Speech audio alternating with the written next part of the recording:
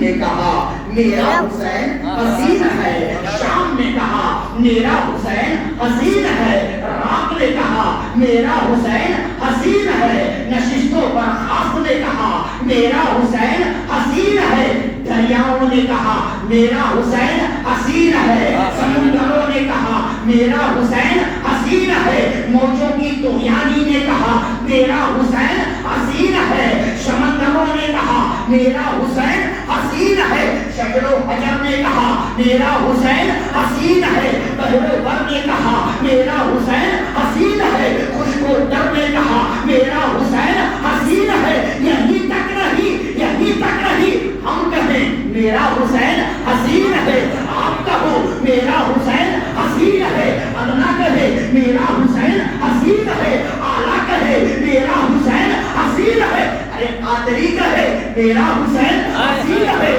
چشتی کہے میرا حسین حسین ہے، رضوی کہے میرا حسین حسین ہے، نقشبندی کہے میرا حسین حسین ہے، سہروردی کہے میرا حسین حسین ہے، وارثی کہے میرا حسین حسین ہے، دیوی کہے میرا حسین حسین ہے، یہی تک نہیں ابو بکر و عمر کہے میرا حسین حسین ہے، عثمان و حیدر کہے میرا حسین حسین ہے، انس و ابو ذر کہے میرا حسین حسین ہے، طلحہ کہے میرا حسین حسین ہے، زبیر کہے میرا حسین حسین ہے، 1,24,000 صحابہ کہہ رہے ہیں میرا حسین حسین ہے، علی اکبر کہہ رہے ہیں میرا حسین حسین ہے، علی اصغر کہہ رہے ہیں میرا حسین حسین ہے، اور محمد نے کربلا کے میدان میں کہا تھا یزیدیوں میرا حسین حسین ہے، عباس علمبردار نے تلوار کو لہرا کر کے کہا تھا یزیدیوں میرا حسین حسین ہے، زینب خیمے سے کہہ رہی ہے میرا حسین حسین ہے، رباب کہہ رہی ہے میرا حسین حسین ہے، شہربانو کہہ رہی ہے میرا حسین حسین ہے، سکینہ پکار رہی ہے میرا حسین حسین ہے، مدینے سے سغرا آواز دے رہی ہے میرا حسین حسین ہے، یہاں تک کہ میرے مصطفیٰ کہہ رہے ہیں میرا حسین حسین ہے، میرا حسین حسین ہے، تب کہے میرا حسین حسین ہے، جب کہے میرا حسین حسین ہے، سب کہو میرا حسین حسین ہے، کہہ رہا ہے میرا حسین حسین ہے۔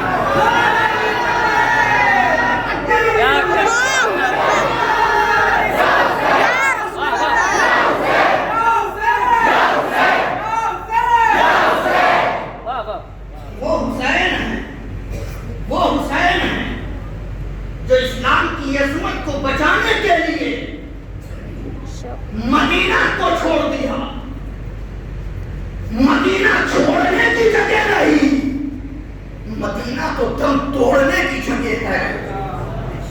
جب حجاج کرام مدینہ جاتے ہیں، جب مدینے سے واپسی ہوتی ہے تو آنکھوں میں آنسوؤں کے قطرات ہوتے ہیں، عاشق گنبد خضرا کو دیکھتا رہتا ہے اور دعا کرتا ہے یا رسول اللہ دوبارہ اپنی بارگاہ میں حاضری کا موقع عنایت فرمائیے گا، آپ کا غلام آپ کی بارگاہ سے اپنے وطن کو واپس جا رہا ہے۔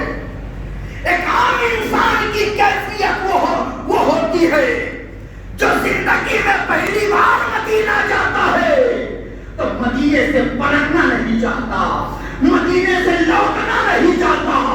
اندازہ کیجئے اس وقت حسین پاک کے دلوں کا عالم کیا ہوگا، حسین کے گھر والوں کا عالم کیا ہوگا کہ جب حسین اسلام کی عظمت کو بچانے کے لیے نانا کا مدینہ چھوڑ رہے تھے، نانا کے مدینے سے دور ہو رہے تھے، حسین پاک نانا کا مدینہ چھوڑ کر کے مکہ آئے۔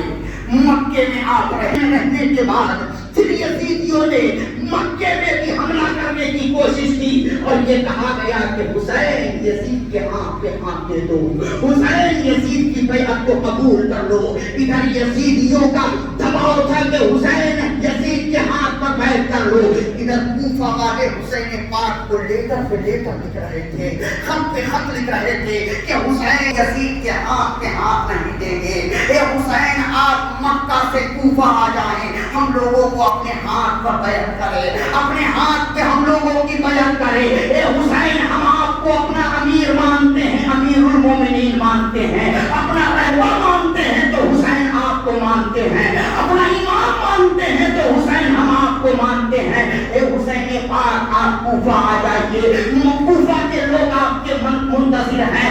تاریخ بتاتی ہے کہ ایک خط نہیں، دو خط نہیں، تقریباً 150 خطوط کوفہ والوں نے میرے امام علی مقام کو بھیجا تھا. حسین پاک آپ کوفہ آ جائیں. میرے امام نے بڑے بڑے سربراہوں سے مشورہ کیا تھا. حضرت عبداللہ ابن زبیر، حضرت عبداللہ ابن عمر، حضرت عبداللہ ابن عباس اور بھی صحابہ موجود تھے. سبوں سے مشورہ کیا کہ کوفہ والوں کے خط پہ خط آ رہے ہیں، اگر ہم مکہ سے کوفہ جاتے ہیں تو کوفہ والے میرے ہاتھ پر بیعت کریں گے. تمام صحابہ نے آواز میں کہا تھا کہ حسین کوفہ والوں پر بھروسہ نہیں ہے، کوفہ والے آج کچھ کہہ رہے ہیں، کل آپ کے ساتھ کوفہ والے غداری کریں گے. اس لیے کہ جب یہ کوفہ والے آپ کے بابا علی کے ساتھ غداری کر سکتے ہیں تو یقیناً آپ کے ساتھ بھی غداری کریں گے. حسین آپ کوفہ نہ جائیں. تب مشورہ ہوا کہ پہلے حسین پاک اپنا نائب بنا کر کے حضرت مسلم ابن عقیل کو بھیجیں. مسلم ابن عقیل جائیں گے، وہاں کے حالات کو دیکھیں گے. جب حالات ٹھیک ہوں گے مسلم ابن عقیل خبر کریں گے، تب حسین آپ کوفہ جائیے گا. تاریخ بتاتی ہے، میں سمیٹ کر کے آپ تک اسلام کا پیغام اور کربلا کی تاریخ پیش کرنے کی کوشش کر رہا ہوں. آج 6 روز سے میں بھویا کی سرزمین پر ذکر شہادت بیان کر رہا ہوں، مگر ابھی میں مکہ سے مدینہ تک بھی میں نے لوگوں کو نہیں پہنچایا. آخری آج تقریر کرنی ہے اور مکہ سے اور مکمل کربلا اور شہادت بیان کرنا ہے، مگر میں سمیٹ کر کے کربلا کی تاریخ کا ایک ذہن آپ کے ذہن تک اتارنے کی کوشش کر رہا ہوں. دیکھیے امام مسلم کو بھیجا گیا، امام مسلم کے دونوں بچے گئے اور جانے کے بعد کوفہ والوں نے تو بہت خاطر مدارت کی، بہت عزت کی، مگر قبیلے سے آپ کوفہ پہنچ گیا تو وہی کوفہ والے بدل گئے. امام مسلم کا ساتھ چھوڑ دیا گیا، امام مسلم کو کوفہ میں شہید کر دیا گیا، امام مسلم کے دونوں بچوں کو بھی شہید کر دیا گیا. امام مسلم نے جب کوفہ میں لوگوں کے حالات کو دیکھا تھا، لوگوں کے دلوں میں اہل بیت کی محبت کو دیکھا تھا، تو امام مسلم نے امام عالی مقام کو خط لکھ دیا تھا کہ حسین آپ مکہ سے کوفہ آ جائیں. ادھر آپ نے خط بھیج دیا، ادھر کوفہ والوں نے غداری کر دی، ادھر کوفہ والوں کے ذہن بدل گئے، سارے لوگ ابن زیاد کے طرف ہو گئے. مسلم ابن عقیل تنہا ہو گئے تھے اور مسلم ابن عقیل کی شہادت کوفہ میں ہو گئی تھی. امام مسلم کے دونوں بچے بھی کوفہ کے میدان میں شہید ہو گئے تھے. ادھر مکہ سے میرے امام چلنے کی تیاری کر چکے ہیں، میرے امام مکہ سے چل رہے ہیں. آخری زیارت خانہ کعبہ میں آئے اور آنے کے بعد کعبے کا طواف کیا ہے.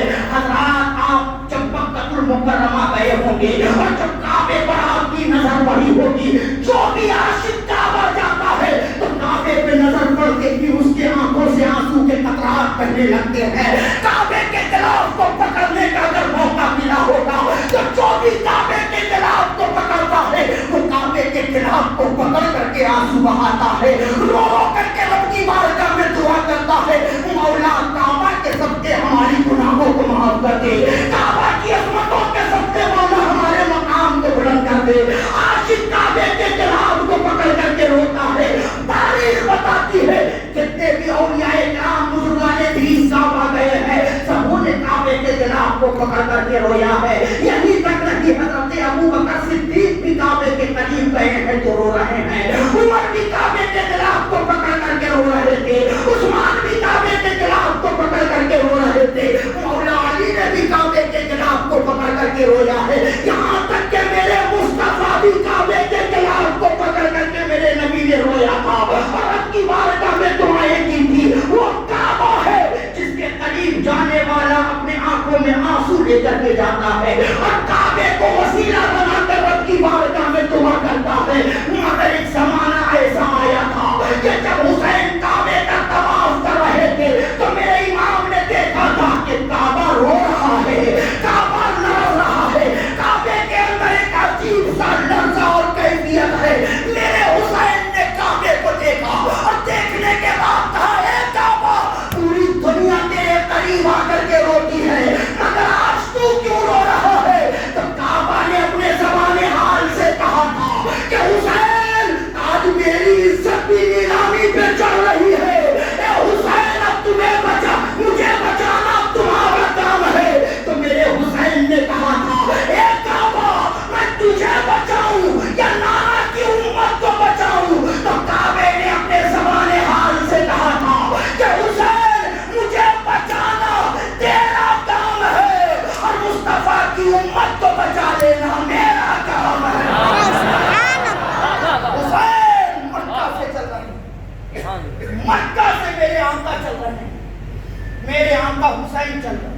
مگر تاریخ کا ایک نقطہ اپنے ذہن میں رہو، جب حسین مکہ سے کوفہ کے لیے چلے تھے، کربلا کا نام نہیں تھا، کربلا کا نام نہیں تھا، کسی کو بھی پتہ نہیں تھا کہ حسین کربلا جا رہے ہیں، سب یہی جان گئے کہ حسین کہاں جا رہے ہیں، کہاں جا رہے ہیں۔ اگر کربلا کا نام سامنے آ جاتا تو جتنے مکے کے لوگ عاشق اہل بیت تھے سب حسین کے ساتھ ہو جاتے، اس لیے کہ حسین کی شہادت کی خبر بہت پہلے پھیل چکی تھی، اس لیے کوفہ کا نام تھا، کربلا کا نام نہیں تھا۔ حسین جب چلے تھے تو جو تاریخ تھی وہ 8 ذوالحجہ شریف کی تاریخ تھی۔ جب مکے سے حسین کوفہ چلے 8 ذوالحجہ کی تاریخ، بہت سارے حجاج کرام یہاں بیٹھے ہیں، حجاج کرام سے آپ پوچھیں کہ مکے میں 8 ذوالحجہ کو حجاج کرام کیا کرتے ہیں؟ 8 ذوالحجہ کو مکے میں حجاج کرام احرام باندھ کر کے مینا جاتے ہیں، مینا جاتے ہیں۔ اب حج کے ایام 8 ذوالحجہ سے شروع، حج کی تاریخ 8 ذوالحجہ سے شروع، 8 ذوالحجہ کو حجاج کرام کو مینا پہنچ کر کے پورا دن اور پوری رات قیام کرنا ہے۔ سوال پیدا ہوتا ہے حسین آپ ایسی تاریخ میں مکہ چھوڑ رہے ہیں جو تاریخ حج کی تاریخ ہے، پوری دنیا کے لوگ حج کرنے کے لیے مکے میں آ رہے ہیں اور آپ حج کے دنوں میں مکہ چھوڑ کر کوفہ جا رہے ہیں۔ حسین تو 4-5 دن اور رک جاتے، حج کر لیتے، اس کے بعد جاتے، مگر حج چھوڑ کر کے آپ کوفہ جا رہے ہیں۔ اب پوری دنیا کے لوگ حج کرنے کے لیے آ رہے ہیں، میرے امام بات کیا ہے؟ کربلا سے آواز آتی ہے نادان، شریعت میں زیادہ جانتا ہوں یا تم زیادہ جانتے ہو؟ اللہ کا قانون میرے نانا کے گھر میں اترا یا تیرے گھر میں اترا؟ میں نے کہا میرے امام یقیناً آپ ہمارے آقا ہیں، آپ ہمارے رہبر ہیں، اے امام ہمارے ذہن میں بات نہیں آ رہی ہے، 8 ذوالحجہ کو حجاج کرام حج بیت اللہ کے لیے آ رہے ہیں، ہم نے احرام باندھ کر کے مینا جانے کی تیاری کر رہے ہیں اور آپ کربلا جانے کی تیاری کر رہے ہیں، کوفہ جانے کی تیاری کر رہے ہیں۔ بات کیا ہے؟ حج کر لیتے تب جاتے۔ میرے امام نے کہا نادان تمہیں پتا نہیں ہے، حج زندگی میں ایک بار فرض ہے، حج زندگی میں ایک بار فرض، اور ایک مرتبہ حج کر لینے کے بعد پھر آپ حج کرنے کے لیے جائیں گے تو وہ فرض نہیں ہوگا بلکہ نفل ہوگا۔ کیا ہوگا؟ جو فرض تھا آپ کے اوپر وہ آپ نے ادا کر لیا، اب سال جائیے، وہ آپ پر فرض نہیں بلکہ وہ نفل ہے۔ میرے امام نے کہا نادان حسین نے مدینہ سے مکہ پیدل آ کر کے ایک حج نہیں بلکہ 25 حج مکمل کر لیا ہے۔ 25 حج حسین نے مدینہ سے مکہ پیدل آ کر کے حج کیا ہے۔ آج حسین پر حج فرض نہیں ہے، ارے جن پر حج فرض ہے وہ بیت اللہ آ رہے ہیں، اور جن پر اسلام بچانا فرض ہے وہ کربلا جا رہے ہیں۔ حسین چلے، مکے سے چلے، اس وقت مکے کا گورنر سعید ابن عمرو، مکے کا گورنر حسین کی بارگاہ میں آئے، آنے کے بعد کہا حسین اگر آپ کو حکومت کرنی ہے تو مکے میں رہ کر حکومت کیجیے، حکومت کرنی ہے تو میں آپ کی بیان کرتا ہوں آپ مکے میں رہیں اور حکومت کریں مگر کوفہ نہ جائیں۔ میرے امام نے کہا سید عمر اگر حکومت کرنے کی خواہش ہوتی تو وہ کون ہے جو حسین کو حکومت کرنے سے روک لے؟ کس کے اندر پاور ہے جو حسین کو حکومت کرنے سے روک لے؟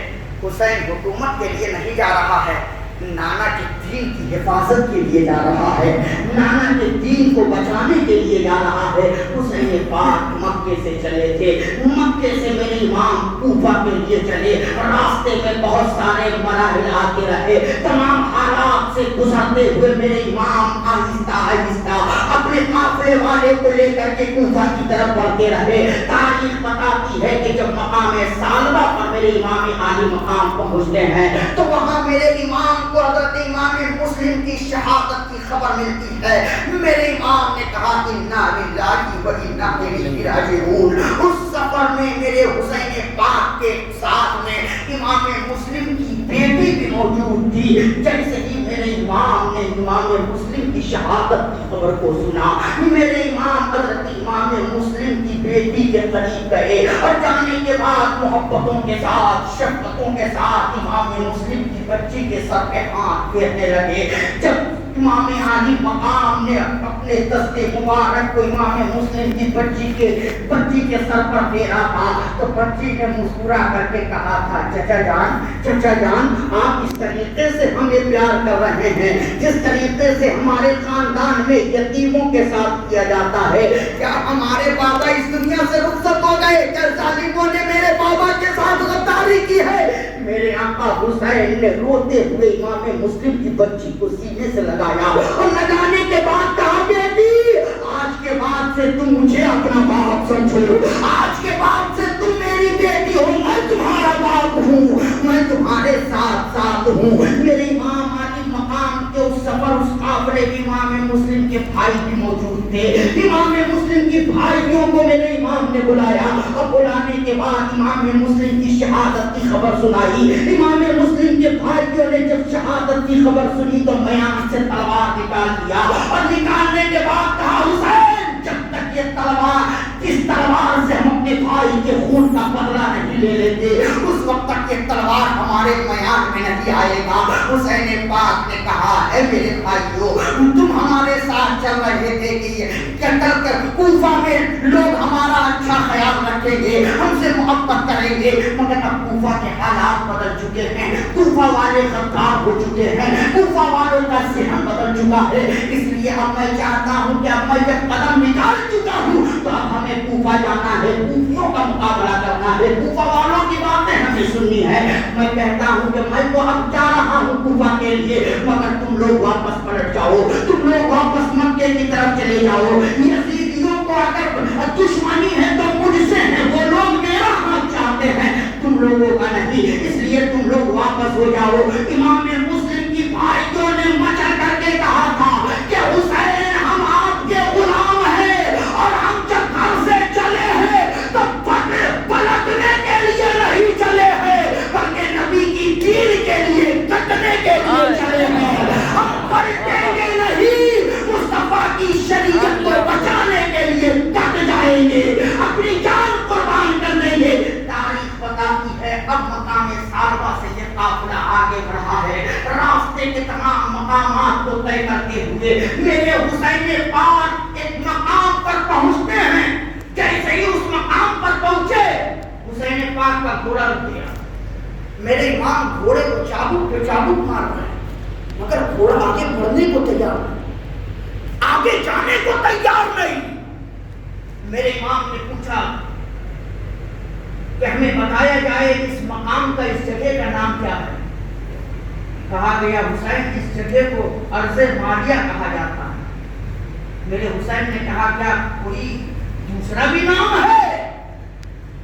عرض کیا گیا جی حسین اس مقام کو کربلا بھی کہا جاتا ہے۔ جیسے ہی میرے امام کے کان تک کربلا کا نام آیا نانا کا فرمان یاد آ گیا، میرے امام گھوڑے سے نیچے اترے اور اترنے کے بعد کربلا کی زمین کو بوسا دیا اور دینے کے بعد کہا بیٹا علی اکبر سامان سفر اتار لو، بہن زینب تم بھی سواری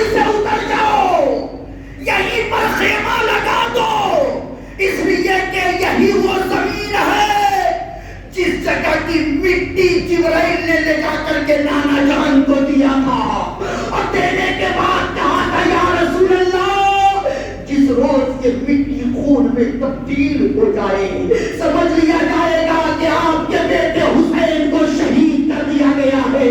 بیٹانیت پر کہیں وہ مقام ہے جہاں اسلام کی عظمت کے لیے ہم لوگوں کو تلوار ہاتھ میں لے کر دشمنوں سے مقابلہ کرنا ہے۔ علی اکبر اتر گئے، تمام اہل بیت کا قافلہ کربلا کے میدان میں اتر گیا ہے۔ اترنے کے بعد میرے امام نے خیمہ لگایا، دریائے فرات قریب تھا، پانی آتا رہا۔ تاریخ بتاتی ہے کہ 2 محرم الحرام سن 61 ہجری میں 2 محرم الحرام کو میرے امام کربلا کے میدان پر پہنچ گئے تھے۔ ادھر یزید اپنے لشکروں کو امام عالی مقام کو سمجھانے کے لیے بھیج رہا تھا۔ لشکر پہ لشکر یزید کا آتا رہا اور حسین پاک سے باتیں ہوتی رہی، گفتگو ہوتی رہی۔ جو بھی آتا یہی کہتا حسین یزید کے ہاتھ پہ ہاتھ دے دو، حسین یزید کو اپنا امیر مان لو، حسین یزید کی خلافت کو قبول کر لو، حسین یزید کو اپنا امام مان لو۔ میرے آقا حسین نے سبوں کو یہی کہا تھا کہ حسین کا یہ ہاتھ نانا کے ہاتھ میں جا چکا ہے، یہ وہ ہاتھ ہے جسے ابو بکر صدیق نے پکڑا ہے، یہ وہ ہاتھ ہے جسے فاروق اعظم نے پکڑا ہے، یہ وہ ہاتھ ہے جسے عثمان غنی نے پکڑا ہے، یہ وہ ہاتھ ہے جسے مولا علی نے پکڑا ہے، یہ وہ ہاتھ ہے جسے میرے بھائی حسن نے پکڑا ہے، یہ وہ ہاتھ ہے جسے امیر معاویہ نے پکڑا ہے۔ لیکن یزید پلید امیر معاویہ کا بیٹا تو ہے مگر یزید حق پر نہیں ہے، یزید شرابی ہے، یزید شریعت کو پامال کرنے والا ہے، نبی کے قانون کو توڑنے والا ہے، یزید سگی بہن کو شادی کرنا جائز قرار دیتا ہے، اور ایسے غدار سے جو اسلام کا غدار ہے حسین اس کے ہاتھ میں اپنا ہاتھ نہیں دے گا، حسین اسے اپنا امیر نہیں مانے گا۔ اس لیے کہ ہم نے نانا سے جو وعدہ کیا ہے اسے کربلا کے میدان میں ہمیں پورا کرنا ہے۔ تاریخ بتاتی ہے کہ 7 محرم الحرام کی تاریخ آئی تھی، ابن زیاد نے حکم دے دیا تھا کہ اب حسین نہیں مان رہے ہیں، نہر فرات پر پہرا لگا دو، نہر فرات پر پہرا بٹھا دو۔ جب حسین کو پانی نہیں ملے گا تب حسین یزید کے ہاتھ پر بیعت کریں گے، حسین کے بچوں کو پانی نہیں ملے گا تب حسین یزید کے ہاتھ پر بیعت کریں گے، جب حسین کے بچے پیاس سے تڑپ جائیں گے تب حسین تڑپ کر کے یزید کے ہاتھ پہ ہاتھ دے دیں گے۔ مگر ظالموں تمہیں پتا نہیں ہے حسین کے رگوں میں مصطفیٰ کا خون دوڑ رہا تھا، حسین علی کے بیٹے تھے، فاتح خیبر کے بیٹے تھے، وہ حسین آسانی سے کس طریقے سے مان جاتے۔ تاریخ بتاتی ہے دریائے فرات پر پہرا لگا دیا گیا، اعلان کر دیا گیا کہ دریائے فرات سے سبوں کو پانی مل سکتا ہے، چرند و پرند پانی پی سکتے ہیں، جانور آ کر کے پانی پی سکتے ہیں، یزید کا ماننے والا آ کر کے دریائے فرات سے پانی لے سکتا ہے، مگر حسین کے خیمے میں ایک قطرہ پانی نہیں جا سکتا، لب حسین تک ایک قطرہ پانی نہیں پہنچ سکتا۔ 7 محرم الحرام سے لے کر کے 10 محرم الحرام تک آپ اندازہ کیجئے 3 دن تک دریائے فرات پر پھرے رہے۔ میرے آقا امام عالی مقام دیکھتے رہے مگر آپ صبر کرتے رہے، اپنے گھر والوں کو صبر کرنے کی تلقین کرتے رہے۔ سیدہ سکینہ پیاس سے جا بلب تھی مگر میرے امام ان اللہ مع الصابرین کا پیغام دے رہے تھے۔ جب پیاس دیکھا نہ گیا تھا تو حضرت عباس نمبردار مشکیزہ لے کر کے نکل پڑے تھے۔ تاریخ بتاتی ہے 9 محرم الحرام کی تاریخ آئی، قیس ابن اشعث امام عالی مقام کی بارگاہ میں آیا اور آنے کے بعد کہا حسین اب کب مانیے گا؟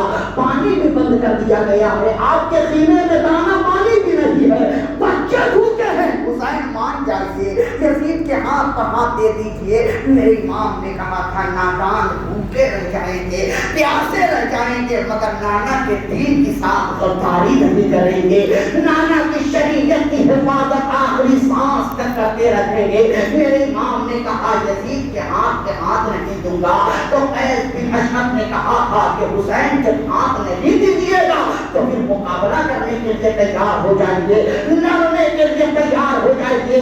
9 محرم الحرام کی تاریخ تھی، میرے امام نے کہا تھا اے قیس بن اشعث جب لڑنا ہی ہے، مقابلہ کرنا ہی ہے تو آج کی رات رک جاؤ، آج کی رات ہم اپنے خیمے کے اندر رہیں گے، پھر جب صبح سورج کا کر میدان میں آؤ گے تو حسین بھی تلوار لے کر کے میدان میں آئے گا. لیکن آج کی رات کو چند روک دو. حسین پاک عاشورے کی رات اپنے خیمے کے اندر اپنے گھر والوں کو کہتے ہیں میرے گھر والوں آج کی رات عاشورے کی رات ہے, آج کی رات برکت والی رات ہے, آج کی رات عظمت والی رات ہے. اس لیے اس رات کو گوارا نہیں, اس رات کو سونے میں گزارنا نہیں. اے میرے خیمے والوں اب سارے لوگ عبادتوں میں لگ جاؤ, قرآن کی تلاوت میں لگ جاؤ, تسبیح و تحلیل میں لگ جاؤ, ذکر و اذکار میں لگ جاؤ. تاریخ عاشورے کی رات ہے. سیدہ سکینہ الگ بیٹھ کر کے قرآن پڑھ رہی ہے, سیدہ زینب الگ بیٹھ کر کے رب کی عبادت کر رہی ہیں, سجدے میں سر رکھ کر کے رب کی بارگاہ میں رو رہے ہیں. حضرت عباس علمبردار بھی کی عبادت کر رہے ہیں, حضرت علی اکبر بھی عبادت میں ہے, کی عبادت میں ہے. 72 جانشینان حسین بھی عبادت میں لگے ہوئے ہیں. اور ہمارا وجدان اور عقیدہ یہ کہتا ہے کہ اس وقت حضرت علی اصغر بھی جھولے میں ہوں گے, مگر جھولے پہ لیٹ کر کے علی اصغر بھی اللہ اللہ کر رہے ہوں گے, حضرت علی اصغر بھی پروردگار کا ذکر کر رہے ہوں گے. تاریخ بتاتی ہے کہ پوری رات گزر جاتی ہے, پوری رات لوگ عبادت میں لگے رہے. آخری رات ہے, میرے امام نے اپنے گھر والوں کو بلایا, 72 جانشینوں کو بلایا, اور بلانے کے بعد میرے امام کہتے ہیں اے میرے جانشینوں یزید کو میرا ہاتھ چاہیے, تمہارا نہیں. اس لیے آخری رات ہے, صبح سورج نکلے گا, یزیدی تلوار لے کر میدان میں آ جائیں گے. 22,000 یزیدی ہیں, اس لیے انہیں مقابلہ ہم سے کرنا ہے. میں تم لوگوں کو مشورہ دیتا ہوں کہ اب بھی وقت ہے, تم لوگ کربلا چھوڑ کر کے واپس ہو جاؤ, جہاں جانا چاہتے ہو وہاں چلے جاؤ. جب میرے امام نے کہا سارے لوگ سر جھکا کر کے سنتے رہے. کچھ دیر تک میرے امام نے سب کے چہرے کو دیکھا. دیکھنے کے بعد میرے امام فرماتے ہیں اچھا اگر چراغ کی روشنی میں تم لوگوں کو جانے میں شرم آ رہی ہے تو میں چراغ کو کھل کر دیتا ہوں, اندھیرے میں چلے جاؤ. کوئی تمہیں جاتا ہوا نہیں دیکھے گا, میری نظر بھی نہیں پڑے گی. میرے امام نے چراغ کو کھل کر دیا, اندھیرا چھا گیا. بیٹھے رہے, رب کی عبادت میں لگے رہے. گھنٹوں بعد جب میرے امام نے چراغ کو جلایا ہے تو کیا دیکھتے ہیں کہ جتنے جانشین تھے